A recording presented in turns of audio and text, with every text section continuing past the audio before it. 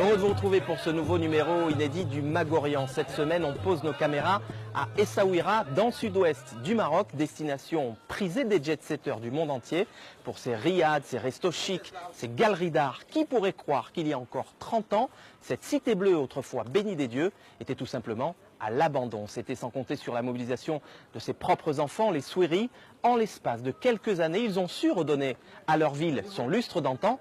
Alors comment, me direz-vous? Eh bien tout simplement en allant puiser dans ses ressources naturelles, dans ses ressources ancestrales d'une ville plurimillénaire faite de dialogue, d'ouverture entre les cultures et les religions. Cet ancien comptoir n'exporte plus son pourpre, mais un modèle de coexistence dans notre monde qui se déchire. Essaouira l'a bien dessiné, raconté par celles et ceux qui y sont nés, comme celui que l'on surnomme ici le sage de Mogador, André Azoulay, conseiller du roi et artisan du renouveau. Orient en immersion à Essaouira avec les reportages exceptionnels de Johanna Binder, de Marie-Charlotte Roupi et de Léa Berdugo sur les sublimes images de Soufiane Bouhaili, de Smaïl Fatrala et de Mounaïm Al-Karmani. Tout de suite, retour en images sur l'histoire d'Essaouira Mogador. C'est avec Marie-Charlotte Roupi.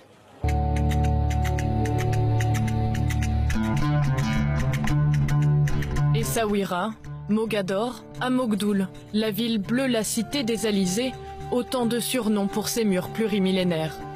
Son histoire, au croisement de tant de routes, remonte au XIIe siècle avant notre ère. Pour les Phéniciens, les îles face à l'actuel Essaouira servent de comptoir sur la route de l'Équateur, comptoir de commerce, pour les Berbères aussi. Puis les Romains s'y installent, en -146, pour y produire la pourpre, cette teinture symbole du pouvoir dans la Rome antique. Bien des siècles plus tard, c'est le Portugal qui pose les premières pierres de la future Essaouira en 1506. Le roi Manuel Ier veut y installer un château royal et un port commercial. Si les Portugais sont vite chassés par une forte opposition arabo-berbère, ces remparts du port d'Essaouira sont une trace très préservée de leur passage. Le véritable fondateur de la cité fortifiée, c'est le sultan alaouite Mohammed Ben Abdallah. En 1757, il décide la construction d'un port pour commercer avec l'Europe. La forme de la baie et les îles en face permettront de défendre la future ville. Il fait appel à un disciple de Vauban, Théodore Cornu. Il dessine les plans de la Casbah et des remparts. Des esclaves du Ghana et du Sénégal seront amenés pour servir de main-d'œuvre. Débute alors l'âge d'or de cette cité. Capitale diplomatique, de nombreux consulats s'y installent. Les marchands juifs et chrétiens quittent la rebelle Agadir pour ouvrir leur commerce à Essaouira. La nouvelle ville est en plein essor. La Casbah s'agrandit, un Mela, le quartier juif, est construit. Jusqu'au début du 19e siècle, la cité abritera plus de juifs que de musulmans. Pendant près d'un siècle, 60% du commerce maritime marocain transite par Essaouira. Mais le déclin est amorcé en 1844, lorsque la France, en guerre contre le Maroc, bombarde la ville, qui est ensuite pillée et incendiée. Et puis le port ne résiste pas à la concurrence d'Agadir, Casablanca et Tanger, plus adaptés aux bateaux modernes, plus gros et à vapeur. La flamme s'éteint peu à peu. De 1912 à 1956, sous le protectorat français, la ville prend le nom de Mogador. Les Juifs quittent la cité en masse à la création de l'État d'Israël et lors de la guerre des 6 jours. Essaouira, la ville multiculturelle au patrimoine en sommeil, a inspiré les artistes pendant des décennies. En pleine période hippie, Cat Stevens ou encore Jimi Hendrix y ont trouvé un havre de paix et d'amour. Pour son adaptation d'Othello de Shakespeare, c'est le grand Orson Welles qui a fait d'Essaouira son décor et des Souiri les âmes discrètes de son film.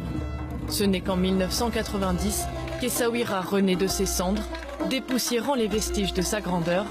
Sa médina est classée au patrimoine mondial de l'UNESCO.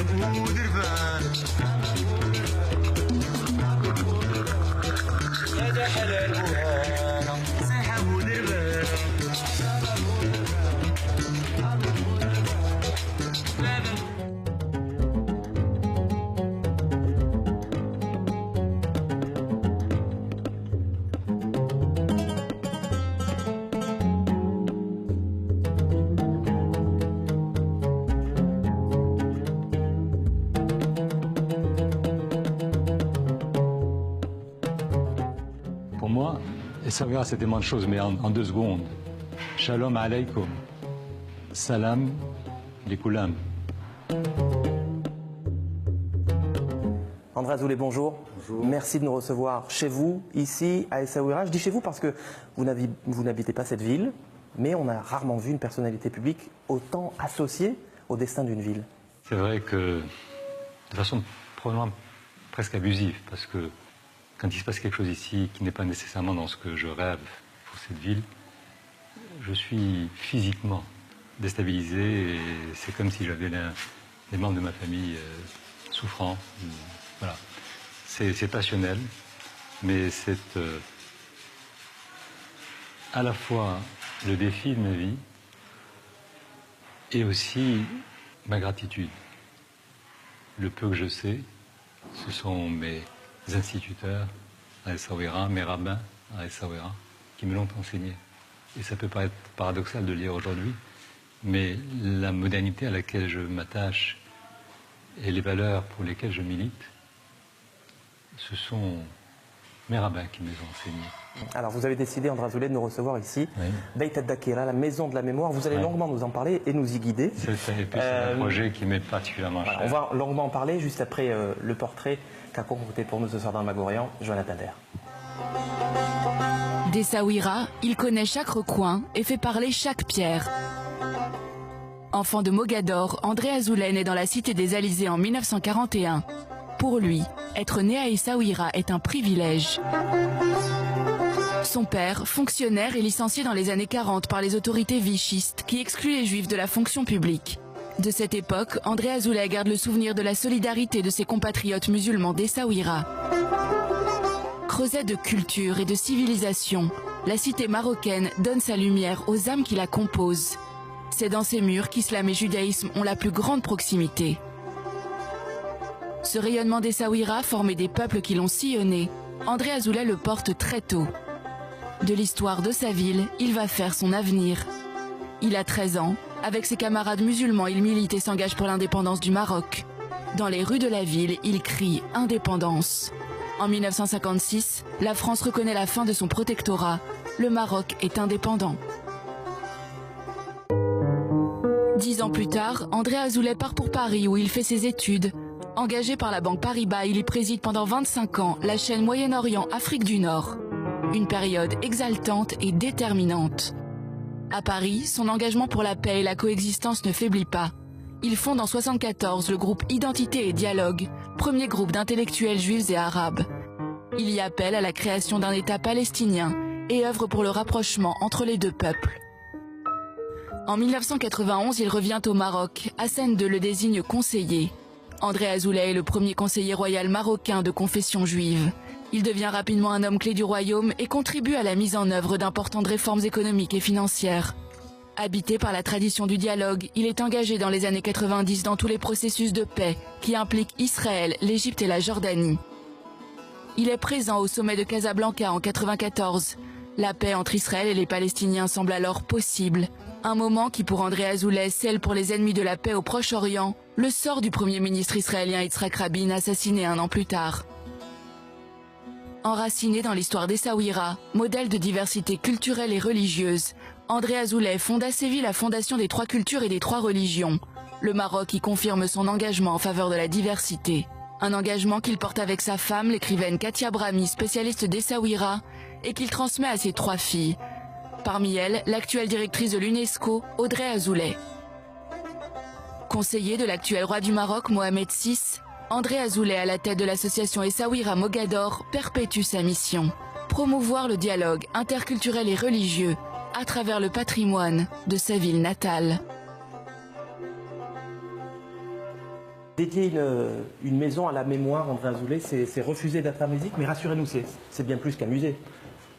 Je ne sais pas pourquoi vous appelez ça musée. C'est un lieu de vie. C'est bien plus qu'un musée. Les musées, c'est généralement le passé. Et moi, c'est une histoire que je veux écrire au futur. Et cet espace qui est d'ailleurs très singulier. Très singulier parce que c'est un choix délibéré, là aussi. Nous sommes dans la partie qui est celle de la religion et de la spiritualité. Là, nous allons entrer dans l'espace qui est celui de la mémoire et de l'histoire. Et puis, à l'étage, il y a un centre international de recherche pour revisiter et là aussi revisiter dans une lecture qui est une lecture sereine, pacifiée, positive et constructive de la relation entre islam et judaïsme. Et moi je veux revenir aux livres saints, parce que les livres saints, les deux, nous disent et nous racontent une autre histoire, s'agissant de la relation islam-judaïsme. Alors cette passion, cette fascination pour Essaouira, vous connaissez le dicton, derrière chaque grand homme se cache une grande femme. C'est aussi votre épouse, Katia Azoulay, qui a, avec vous, a eu cette pulsion et cette fascination pour la ville. Comment on redonne ensemble son lustre d'antan à une ville dans laquelle on a grandi mais qu'on a quittée? Vous savez, c'est un grand luxe, un grand privilège d'être né ici. Elle est aussi née à Essaouira. Si je puis partager une anecdote qui est personnelle, très personnelle. Ma mère était sage-femme à Essaouira. Et une sage-femme qui a assisté des centaines ou des milliers de mamans, juives et musulmanes, pendant très longtemps. Il se trouve qu'elle a assisté la mère de mon épouse. Et donc, elle m'a mis sur la voie, très tôt. Et c'est vrai que Katia partage cet enracinement et puis cette lucidité qui nous est propre de prendre la juste mesure de ce magnifique cadeau que l'histoire et la vie nous ont fait. Mogador et Essaouira, c'est une belle histoire. C'est une belle histoire d'abord parce que moi j'ai toujours pensé que ceux qui ne prennent pas suffisamment soin de leur propre histoire n'ont pas de futur. Le futur, c'est l'histoire qui l'écrit. Alors justement, André Azoulay, dans le sillage des printemps arabes, en 2011, dans la nouvelle constitution marocaine, cette constitution, elle rappelle finalement le rôle clé, l'identité juive du Maroc. C'est énorme. Est-ce qu'on peut parler d'une exception marocaine? C'est pas une exception marocaine, c'est une exception mondiale. Citez-moi un seul pays dont le texte fondamental, la constitution en l'occurrence, dit dans son préambule que aujourd'hui, je parle du Maroc, mais ça pourrait, pour vous dire que ça n'est qu'au Maroc que ça existe, le Maroc d'aujourd'hui, il est le fruit de l'addition de très grandes civilisations. La civilisation berbère, d'abord, la civilisation juive, chronologiquement juste après, la grande civilisation arabo-musulmane, longtemps après, la civilisation andalouse, parce que l'Andalousie, ce n'est pas simplement le sol que l'on foule sous les pieds, c'est les quelques valeurs que nous avons gardées dans nos têtes. La convivencia, Maïmonide, Averroès. Et des temps qui étaient ceux de la lumière, et des temps qu'on serait bien inspiré de se réapproprier par les temps qui courent. Et donc, voilà, le Maroc a voté cette constitution en juillet 2011. Plus des deux tiers des Marocains l'ont plébiscité. Et nous sommes les seuls à dire, à appeler les choses par leur nom et à revendiquer cette capacité qui est la nôtre, à la fois d'additionner plutôt que de fracturer ce que font les autres. Et cette lucidité, André Azoulay, je me sens responsable d'avoir un tel cadeau de la vie, là où les autres se tournent le dos. Dans le cas le plus, je dirais, le plus pacifique. Et donc je dis, il faut qu'on le sache. Moi, c'est une responsabilité que d'être porteur de cela et de ne pas le dire aux autres. Et cette hypermnésie, vous me disiez en coulisses, qu'elle n'est pas simplement le fait d'intellectuels, qu'elle n'est pas simplement le fait des autorités marocaines. On a vu la photo du souverain, mais c'est un rapprochement, une volonté de mémoire qui vient du bas. Qui vient du bas, et si j'osais, en fait, il n'y a ni bas ni haut, il y a cet exceptionnel consensus, qui n'a pas toujours été facile, qui n'a pas toujours été le cas. Parce que moi, je veux assumer, dans mon très beau livre d'histoire, les pages qui sont les pages glorieuses, et il y a les pages sombres, comme dans tout pays, comme dans toute vie. Moi, je ne laisserai à personne le soin de me dire, mais tu nous racontes des histoires là, souviens-toi à telle époque, ce qui s'est passé là, souviens-toi de ces moments tragiques. Je dis non seulement je m'en souviens, mais je les cultive aussi, parce que je veux être responsable. Et ma responsabilité, c'est d'abord une lecture vraie de mon identité et de ce qui est mon ADN. Et mon ADN, aujourd'hui, il est le résultat de tout cela. Il a été nourri par tout cela. Et donc, il faut l'assumer complètement. Sa Majesté le Roi Mohamed VI a fait un magnifique discours, un magnifique message à la dernière Assemblée Générale des Nations Unies, au sommet, à la conférence au sommet organisée par l'UNESCO, sur l'éducation et à la Shoah, mais surtout l'éducation en général, pour faire face à toutes les régressions, et notamment à celle de l'antisémitisme. Et il a lui-même dit que l'histoire Ce sont les moments glorieux et les moments sombres. Sinon, il n'y a pas d'histoire. Il y a de la cosmétique qu'on arrange en fonction des aléas de l'instant. Non, nous sommes dans la très longue distance, dans la durée, et dans un discours, et on en est capable, de vérité. On assume le tout. Alors, vous ne le savez peut-être pas, mais depuis quelques semaines maintenant, i24 News est diffusé en Israël. Si vous aviez un message à adresser aux Marocains d'Israël, et ils sont nombreux, face caméra, vous pouvez le faire face caméra. Oui, ils sont nombreux, ils sont même les plus nombreux. Vous savez, la communauté israélienne compte, je dirais, la communauté marocaine la plus large au monde. Et je suis toujours très impressionné de voir à quel degré d'émotion, et vous le voyez ici dans les rues, de conviction, ces Marocains de l'autre côté de la Méditerranée revendiquent, protègent, transmettent leur marocanité du réel, depuis le rituel à la synagogue jusqu'à la musique, en passant par la littérature, la cuisine, la mémoire, l'habit. C'est un vrai bonheur. Et quelle force, parce que personne ne leur demande de le faire. Ils le font pour eux-mêmes d'abord.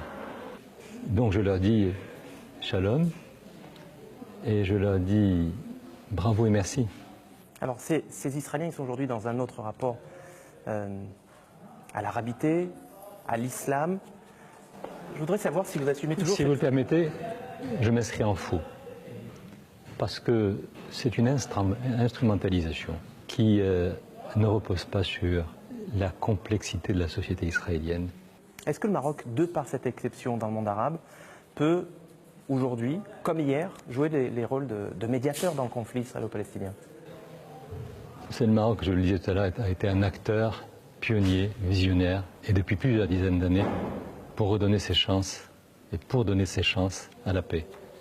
Lisez ce que sont les déclarations de nos souverains, lisez ou analysez la stratégie de la diplomatie marocaine, vous y verrez une continuité singulière.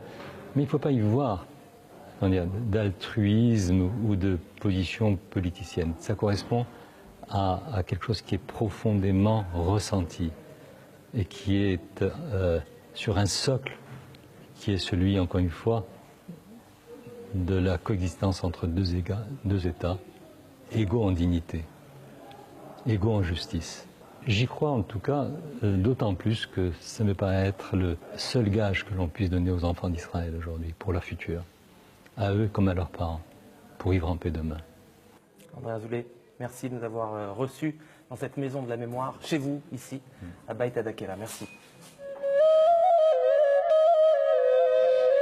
En tout cas, la paix juif et arabe la chante depuis longtemps. À Essaouira, sur une même scène, ils partagent et célèbrent un patrimoine commun, le répertoire judéo-arabe, dans le cadre du Festival des Andalousies Atlantiques, dont vous êtes l'initiateur, M. Azoulay. Oui, est-ce que je peux dire un mot là-dessus? Allez-y, bien sûr. Mais c'est le seul espace, c'est le seul festival au monde où islam et judaïsme se donnent rendez-vous pour se retrouver, pour chanter ensemble, pour jouer de la musique ensemble, souvent pour s'embrasser les uns les autres.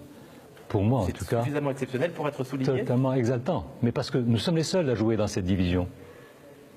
La 15e édition du Festival des Andalousies Atlantiques, Johanna Binder s'est jointe aux festivités.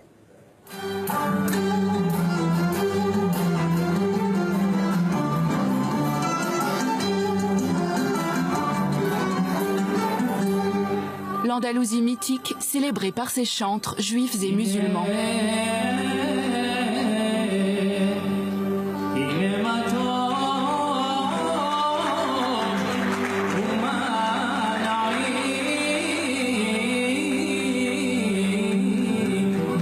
Concert des âmes et des cultures sur les scènes de Mogador.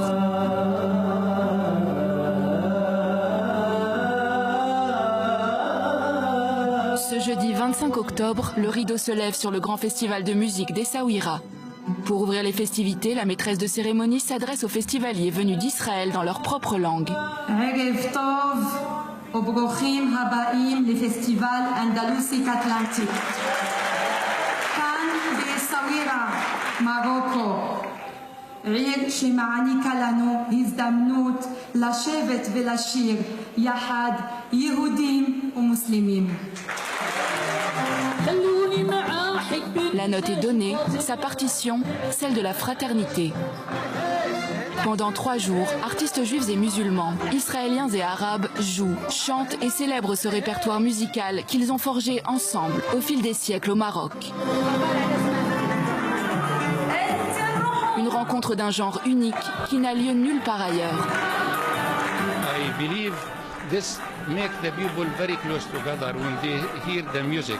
Maybe for a minute we forget the politics. Tous les jours, l'association Essaouira Mogador accueille dans le Dar Souiri, la maison des Souiri, un concert.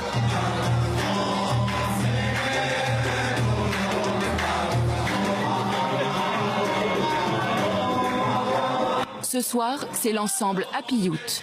Oud, ney, percussion accompagnent cette chorale d'artistes israéliens.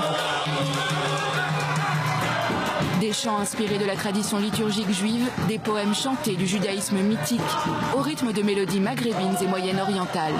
Le public est conquis. Alors, beaucoup d'émotions d'être là à Essaouira au Maroc pour chanter une musique traditionnelle, locale, face à un public merveilleux qui connaît, qui vit cette musique. Une musique comme un héritage qui marie les destins dans une histoire partagée. La musique a réussi là où la politique a échoué. On se donne des points de rencontre. Toutes les divergences, on les oublie. On tisse les relations sur ce que nous avons en commun. Au Festival des Andalousies Atlantiques, on chante, on danse et on parle. Culture de la diversité et éducation à la tolérance sont au cœur des échanges. La singularité marocaine en matière de dialogue entre les communautés religieuses ressort de ces forums. What makes me proud as a Moroccan Jew, that what I'm telling you reflects, echoes, mirrors the national consensus. And there is still a long way, not for us, because we won, to understand what does it mean today in Morocco when we speak about relations between Jews and Muslims. It's a fascinating renaissance. Dans toute la ville, la musique des répétitions relève les couleurs de la Cité Bleue. Les festivités reprennent, les musiciens d'Andalousius, 11 artistes juifs unis autour de chants emblématiques du Melchoun et du Matrouz judéo-arabe, font vibrer les festivaliers.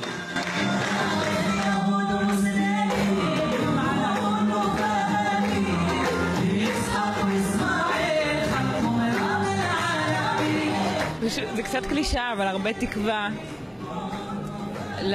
לשיתוף הזה, למרחב המשותף, לביחד, לשלום. מוזיקה זה דבר טהור, נקי. Le temps d'un concert, le Maghreb s'unit. 3 chanteuses, marocaines, algériennes et tunisiennes, racontent leur contrée.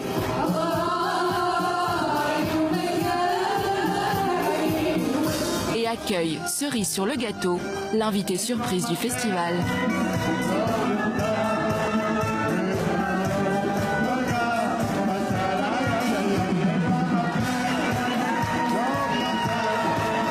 Ce soir, c'est un rêve que je suis en train de réaliser.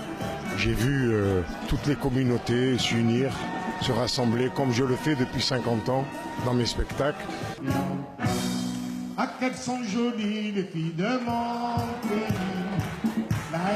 Le festival touche à sa fin. Réunis sur la scène des Andalousies Atlantiques, 2 icônes de la musique marocaine, une rencontre historique entre Raymond Abécassis et Aja El Hamdawiya. L'une est juive, l'autre musulmane.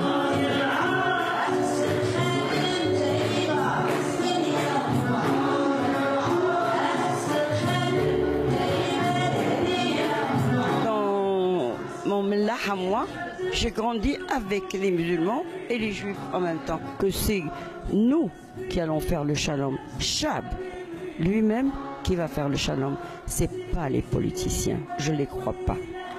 Le festival des Andalousies Atlantiques s'achève, mais les remparts d'Essaouira retiennent ces accords. Je viens me ressourcer chaque année et trouver un peu d'espoir.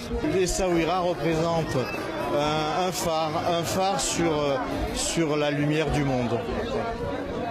À rebours d'une culture de la fracture et de la division, Essaouira et son festival jouent toutes les partitions et lancent un message de paix.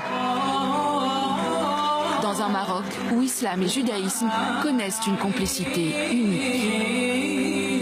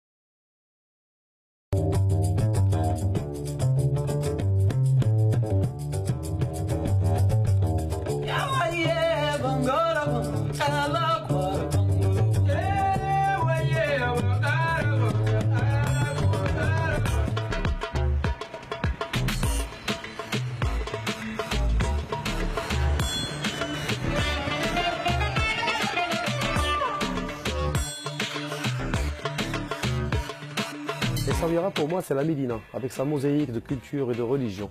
C'est dans cette belle cité que je suis né et que j'ai grandi, au milieu d'une ambiance de tolérance et de convivialité.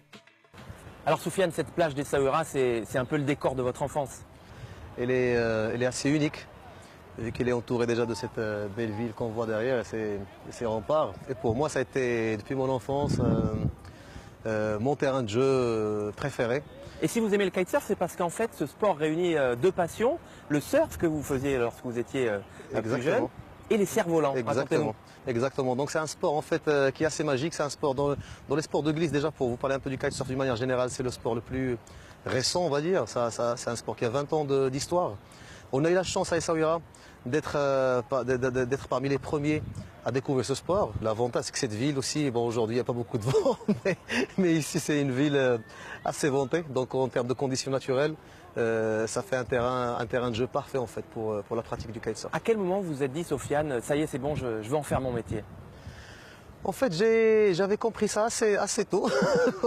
C'était une chance parce que déjà, le facteur d'âge, quand j'ai commencé en début 99, j'avais 16 ans. Donc j'avais vite compris que c'était vraiment là, que c'était le bon moment, que j'étais la bonne personne dans le bon moment, au bon endroit. Donc j'avais tous les éléments réunis pour vraiment en faire de ça ma profession. Vous me racontiez en coulisses que vous veniez d'un milieu très modeste. Quand vous avez annoncé à vos parents que vous vouliez être kitesurfeur, comment ont-ils réagi?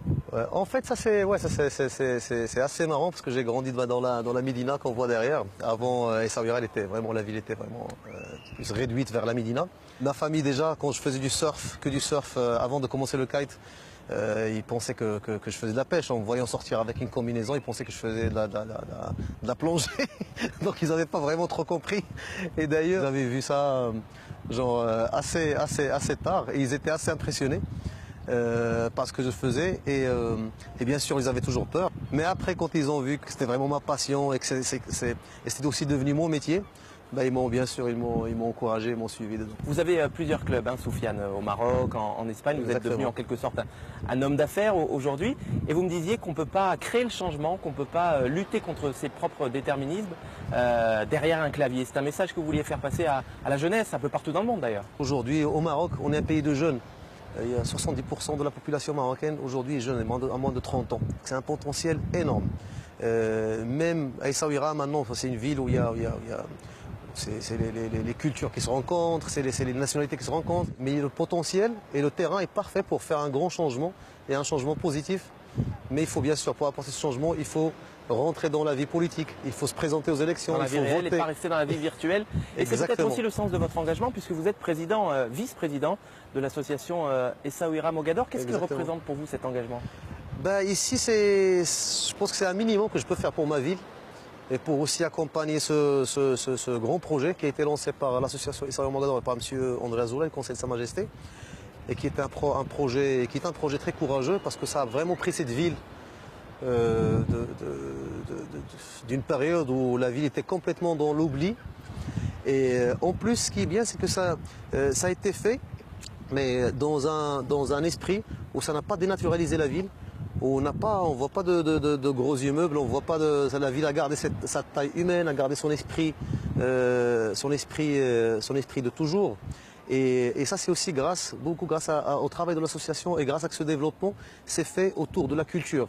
Donc ça n'a pas été un développement qui a été fait autour de zones industrielles ou d'usines qu'on a construites partout, qui ont fait venir ça a été fait vraiment autour de ce que c'est qu'Essaouira, du fait que cette ville soit un mélange, soit un point de rencontre, que ça a été toujours un point de rencontre de plusieurs cultures, de Phéniciens, de Romains, de Berbères, de Juifs, musulmans, chrétiens. C'est toujours un port commercial, un point d'échange. Et tout ce développement a été bien fait autour de ça. Et on le sent. Merci Soufiane Khamaini. Vous en prie. Merci beaucoup. Merci à vous.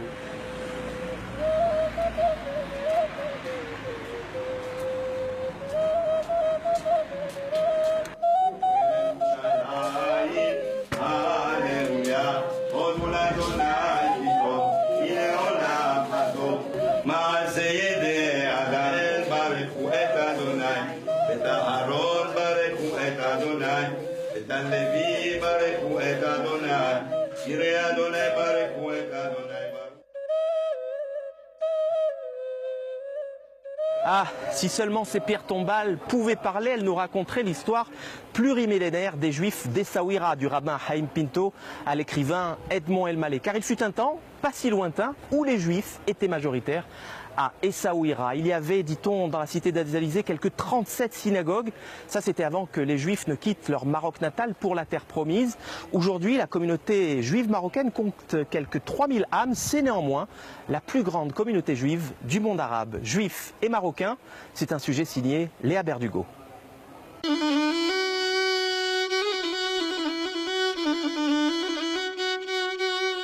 Tradition, musique, cuisine, superstition.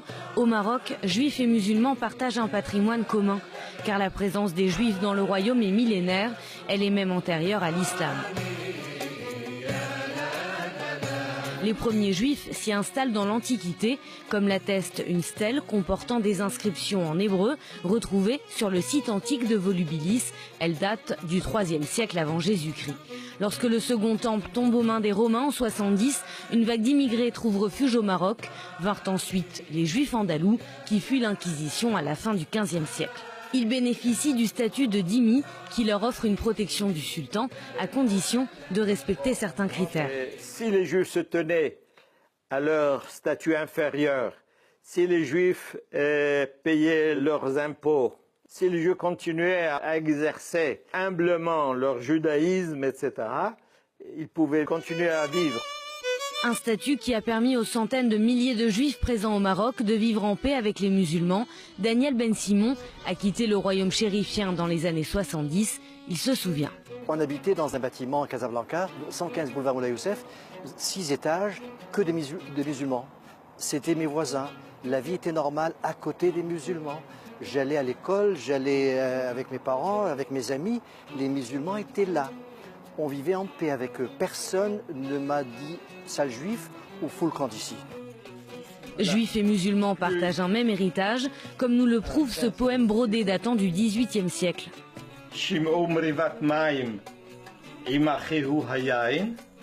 En hébreu,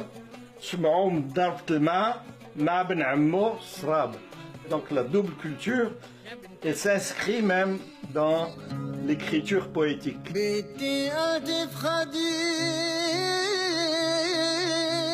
Mais la vie des Juifs au Maroc aura toutefois été marquée par plusieurs périodes sombres. Des pogroms au 19 et 20e siècle, l'antisémitisme sous le protectorat français, des attaques contre les Juifs, parallèles à la montée du panarabisme et quasiment à chaque conflit entre Israël et les pays arabes.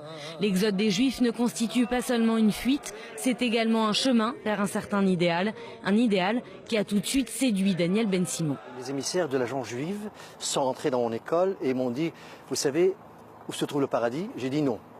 Il m'a dit, se trouve, venez, on va vous montrer un film. Ils m'ont montré un film de 8 minutes sur Israël. Ce sionisme, inculqué depuis l'enfance, aura poussé 80% des Juifs du Maroc à émigrer en Israël. Les 20% restants se sont eux dirigés vers la France, le Canada, les États-Unis et l'Amérique latine. S'ils ont emprunté un chemin divergent, tous ont gardé un attachement viscéral au pays. C'est mon premier pays. C'est une histoire d'amour. Je vais au Maroc au moins 2 fois par an. Et c'est comme rentrer chez moi. Une nostalgie également partagée par les Marocains musulmans. Les Juifs sont aujourd'hui moins de 3000 à vivre dans le royaume, bien loin des 270 000 en 1948, à la création de l'État d'Israël.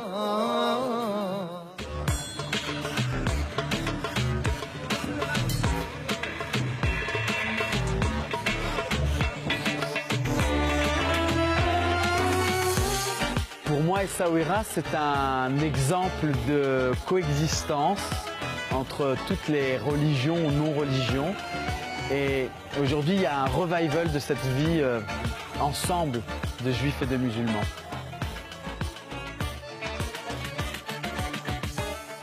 Kamal, la dernière fois qu'on s'est vu, c'était à Jaffa, dans nos studios. Vous étiez venu, je crois, en Israël pour faire des tournages dans le cadre de votre nouveau film, Retour au pays natal. Oui, en fait, c'est un projet que j'ai commencé en 2013 un an après la sortie de Tinrir Jérusalem, qui revient sur le passé juif de ma ville natale, de Tinrir, qui est une ville berbère. Et Retour au pays natal, c'est un film qui s'intéresse à de jeunes artistes israéliens qui vivent à Jérusalem. D'origine marocaine. D'origine marocaine, dont le papa est de Tinrir, Netal Kayam et Hamid Haïkohen, et qui se réapproprient leur identité marocaine par la musique judéo-marocaine, marocaine tout simplement. Et j'espère, Inch'Allah, Bezrat Hashem, que le projet sera prêt pour mars 2019. Alors, vous avez fait quand même plus de 2 heures de route pour venir de Marrakech à Essaouira, un festival qui célèbre la coexistence judéo-arabe, judéo-berbère. Vous ne pouvez pas rater ça. J'avais l'idée de Tinrir Jérusalem et c'est à ce festival-là, dans les forums de Dar Souiri, où chaque matin nous discutons entre 10h et 13h de nos identités plurielles et de nos musiques métisses, où c'est la première fois que j'ai parlé publiquement de mon désir de raconter cette histoire de l'exil des Juifs de Tinrir. Et effectivement, depuis 2007, je suis un fidèle de festival parce que c'est un festival intimiste, un festival humaniste où on rencontre des gens du monde entier, des juifs, des musulmans, des chrétiens, des agnostiques, des athées qui reviennent se ressourcer dans ce lieu qui pour moi est un symbole de fraternité humaine. Kamal Ashkar, vous êtes né au Maroc, mais vous avez grandi en France puisque vos parents ont immigré lorsque vous aviez 6 mois à peine. Et vous me racontiez que votre identité marocaine, finalement, vous vous l'êtes réappropriée en revisitant le passé juif de votre pays. Oui, tout à fait. Moi, je suis né dans une maison en terre à Tinrir, dans la vieille ville, dans une casbah à Mazir. Et donc j'ai grandi en France, dans la campagne française. Et chaque été, je revenais au Maroc. Et un jour, j'apprends l'existence d'une communauté juive, partie dans les années 50-60. Moi qui pensais que les Marocains étaient seulement musulmans. Et donc j'ai voulu en savoir plus, et moi aussi. Donc par cet intermédiaire, par ce juif absent qui est parti, qui s'est volatilisé en quelque sorte, j'ai pu me réapproprier aussi une grande part de mon identité marocaine et amazigh. Vous venez de recevoir, Kamal, le prix de la culture amazigh pour un film que vous avez réalisé sur l'amour berbère. Vous avez reçu à ce sujet. Qu'est-ce que ça signifie pour vous d'être amazigh et comment vous expliquez cette fascination, parce qu'on la voit bien ici à Essaouira ou ailleurs, cette fascination des berbères, des amazighs pour le peuple juif, pour Israël même parfois? Moi, quand je défends cette question-là, je ne la défends pas d'un point de vue nationaliste ou d'une posture de victimisation. On a été marginalisé. Certes, c'est aussi un fait historique où pendant très longtemps la culture amazigh a été longtemps folklorisée, longtemps marginalisée. Mais aujourd'hui, il existe un revival de cette culture. Et l'amazighité, pour moi, c'est un ensemble de rites, d'un rapport au monde qui est différent, d'une civilisation qui a donné des Saint-Augustin, ce chrétien amazigh, qui a donné de grands juifs amazighs qui ont été de grands rabbinim, des gens du Baba Saleh était un shleh, un amazigh. Et c'est aussi des intellectuels aujourd'hui, des artistes, des chanteurs. Et donc le Maroc, il est africain, il est méditerranéen, il est amazigh, avec d'autres substrats. Et donc pour moi, c'est donner une valeur tout simplement, pas nationaliste, mais poétique, en tout cas ce que j'essaye de faire modestement, à travers mon cinéma, de donner une valeur à une culture qui a été longtemps marginalisée. Allez, dernière question, Kamal Ashkar, un brin, provocatrice. Il y a aujourd'hui quelques 3000 juifs environ qui vivent encore au Maroc. Est-ce que vous n'avez pas le sentiment parfois d'être le gardien d'un grand musée, magnifique certes, mais qui reste un musée? Et que faudrait-il faire pour que demain ce musée devienne vivant? Moi, je suis un optimiste réaliste. Il y a des juifs allemands de la nouvelle génération, qui sont des sabras israéliens, qui sont partis vivre à Berlin. Je suis un franco-marocain, ayant baigné dans la modernité, dans la campagne française, venant d'un bled au Maroc dont je suis très fier, Tinrir, et qui, après plus de 30 ans en France, a décidé de venir aussi apporter ma petite pierre à la société marocaine. Donc moi je dis à ces jeunes Israéliens, Montréalais, Américains d'origine qui ont des racines marocaines, marhaba bekoum, baruch haba, c'est leur maison aussi, et qu'on est aujourd'hui dans la mondialisation. Ce qui est incroyable dans ce pays, c'est qu'évidemment, tu l'as dit tout à l'heure, en 2011 on reconnaît pour la première fois l'identité juive comme partie prenante de l'identité marocaine. Et il y a des jeunes juifs qui reviennent. Alors c'est pas le mouvement de masse. Moi, pour répondre à ta question provocative, j'appelle à une Aliyah renversée et je souhaite pour notre diversité, parce que j'ai pas envie de vivre dans un ghetto et je suis fier de cette pluralité amazigh, arabe, andalouse, sahraoui, juive, et c'est ça qui constitue le Maroc et c'est nous l'avenir dans une société où il y a un repli communautariste, où il y a une montée de l'extrémisme souvent religieux malheureusement de tous les côtés, et moi je milite voilà, pour des Andalousies recommencées comme le disait le grand historien Jacques Berck. Allez Kamal Ashkar, gageons que votre appel soit entendu parce que vous savez que désormais i24 News est diffusé en Israël où nous regardent de très nombreux Israéliens d'origine marocaine. Merci Kamal. Merci.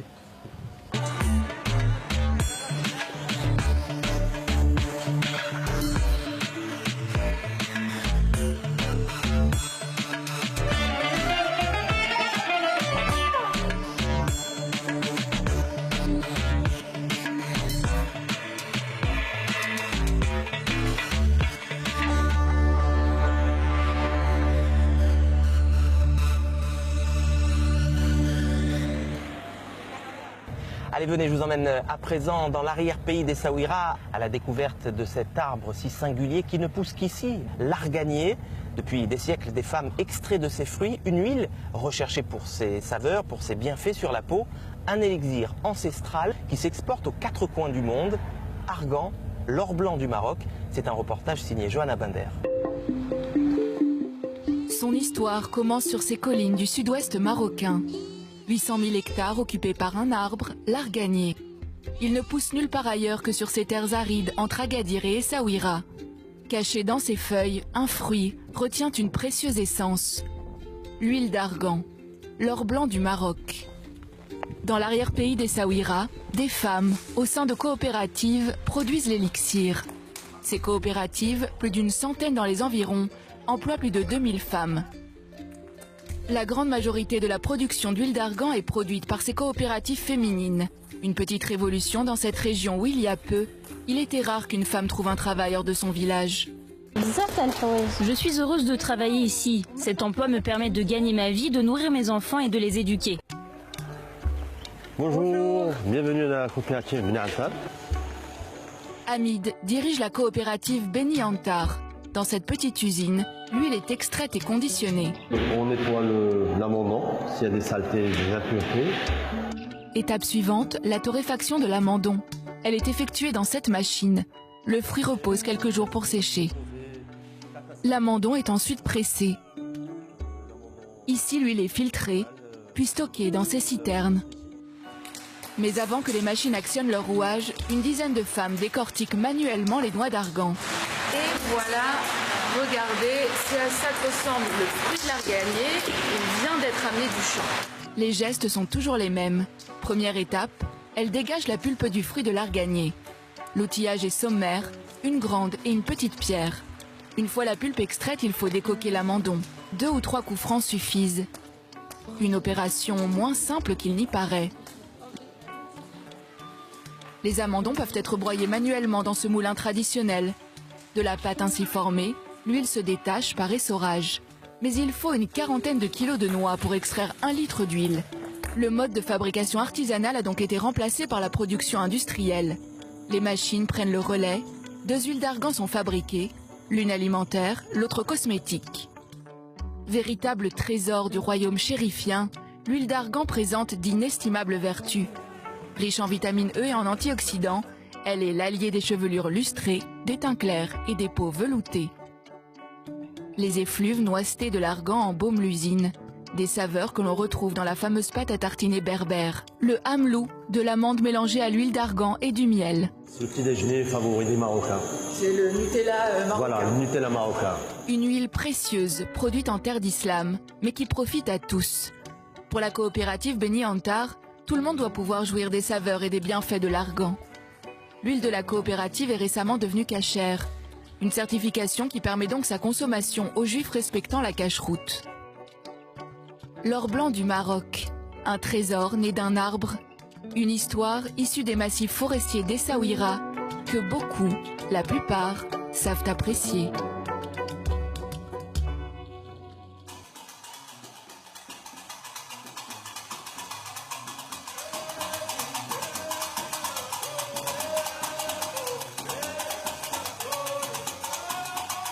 pour moi, Essaouira, c'est le cœur de la culture gnawa. Mourtar Gania, bonjour. Merci de nous recevoir dans votre zaouia ici à Essaouira. Vous êtes Marlem. Marlem, c'est le maître de la musique gnawa. Comment on devient Marlem? Pour l'histoire de Marlem, c'est pour l'école de Gania, la famille Gania. Je commence le premier avec mon frère Mahmoud, mon père.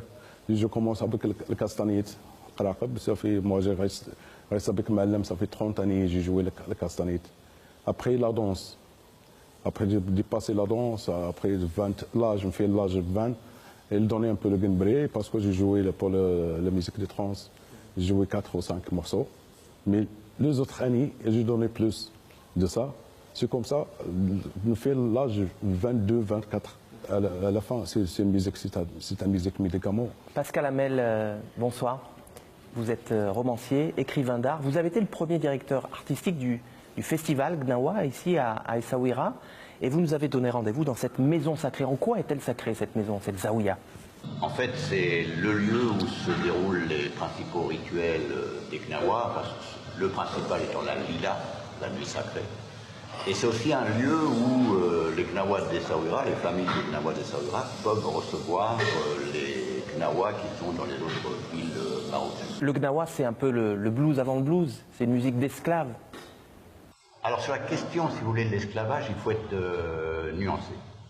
C'est, disons, historiquement, il y a eu, bien entendu, ce qu'on a appelé le trafic saharien, les pistes caravanières, où il y a eu un certain nombre, disons, un échange entre des denrées de l'Afrique du Nord contre, essentiellement par rapport au sud du Sahara, de la poudre d'or et des Noirs qui étaient captifs, dont certains, effectivement, étaient esclaves.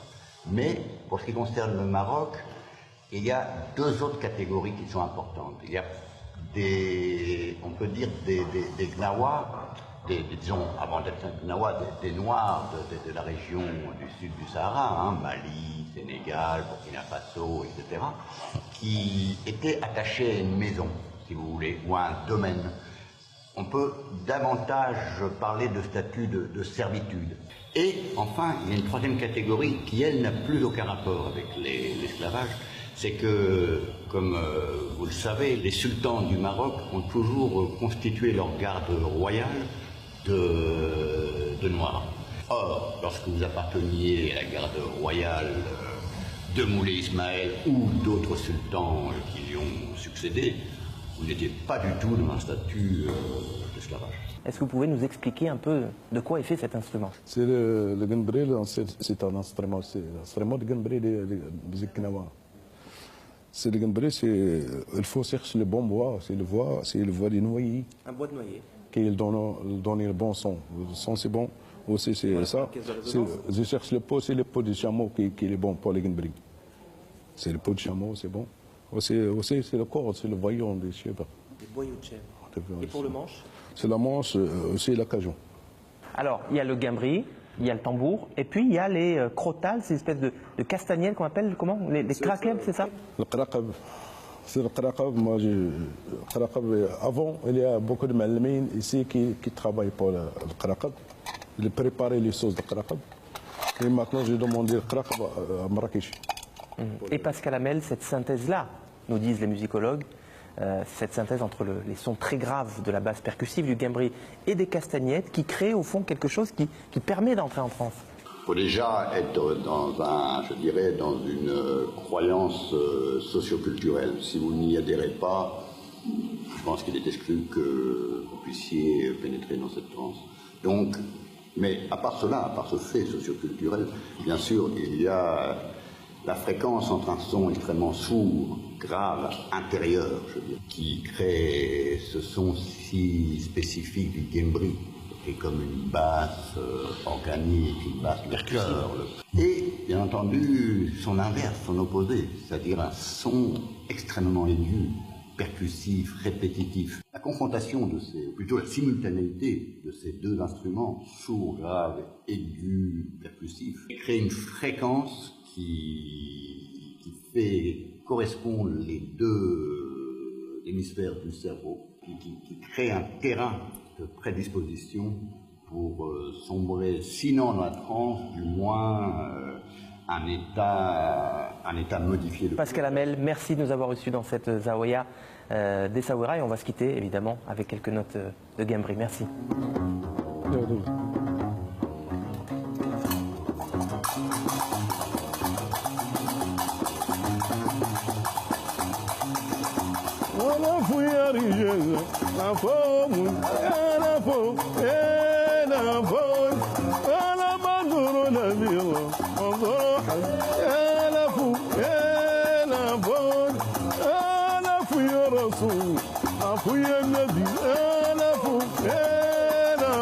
Voilà, c'est la fin de cette émission. Merci de nous avoir accompagnés dans ce beau voyage au cœur d'Essaouira. Au nom de toute la rédaction du Mag-Orient, un immense merci à l'association Essaouira Mogador et son président fondateur André Azoulay. Merci infini également à Tarek Othmani et Kautar Shakir pour leur aide si précieuse. Je vous dis à la semaine prochaine. Shalom, salam. Shalom, salam. Shalom, salam. Shalom, salam. Shalom, salam. Shalom, salam. Shalom, salam. Shalom, salam. Shalom, salam. Shalom, salam.